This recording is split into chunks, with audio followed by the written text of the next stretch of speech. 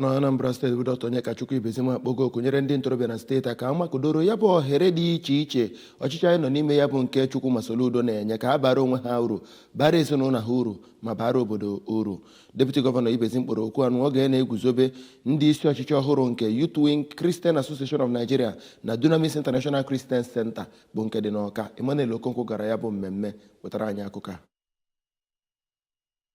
Aka na-achị steeti a bụ Dọkịnta Ibezim, onye nọchiri anya aka na-achị steeti a bụ Ọkammụta Chukwu Masoludo na ya bụ ihe mmemme kpọkwuru ndị ntorobịa ka abụ ndị ga-agbanyesi ike ịdị na-alụsi ọrụ ike oge ọbụla ma nwee nchekwube na ntụkwasị obi n'ebe Chineke nọ, gwakwazie ha ka abụ ndị ga-enwe ntụkwasị obi na Naịjirịa, ebe ọ kpọkuzi ha ka agbanyesie ike ịtụnye ụtụ nke ha n'ime ka Naịjirịa bụrụ ihe a chọrọ ka ọ bụrụ ma kọwaa na ime ka Naịjirịa chawapụ bụrụ ọkaibe n'etiti obodo ndị ọzọ n'ụwa gbaa gburugburu bụ ọlụ dịrị mmadụ ọbụla nọ na Naịjirịa. Ọ gaziri n'iru kpọkuo ndị ahụ enyere ọkwa ọchịchị nke Youth Wing Christian Association of Nigeria alaka nke Anambra steeti ka ha bụ nnọọ ndị ga-agbanyesi ike ịchị ndị ahụ ha na-achị n'egwu nke Chineke n'okwu ha dị iche iche. Onye ji ọkwa Anambra State Chairman Pentecostal Fellowship of Nigeria PFN Bishop Moses Ezedebego, onye jikwazi ọkwa State Chairman Christian Association of Nigeria CAN Venerable Joseph Nweke nọrọ oge ha na-ekene Chineke n'isi ndị ahụ emere ndị isi ya bụ otu ọhụrụ, kpọkue ha ka ha bụ nnọọ ndị ga-agbanyesi ike ịlụsi ọrụ ike ma mee ka ọchịchị nke ha bụrụ ọpụrụ iche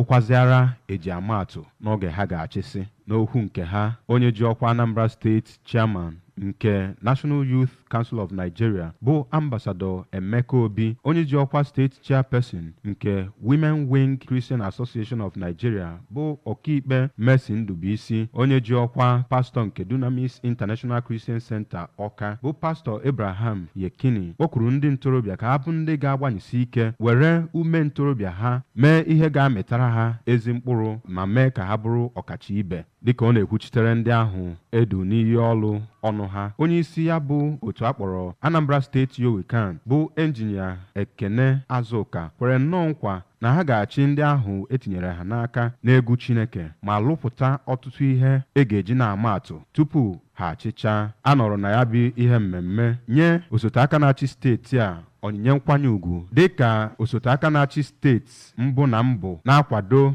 mmekọrịta mmadụ na ibe ya. Site n'Awka, abụ m Emmanuel Okonkwo.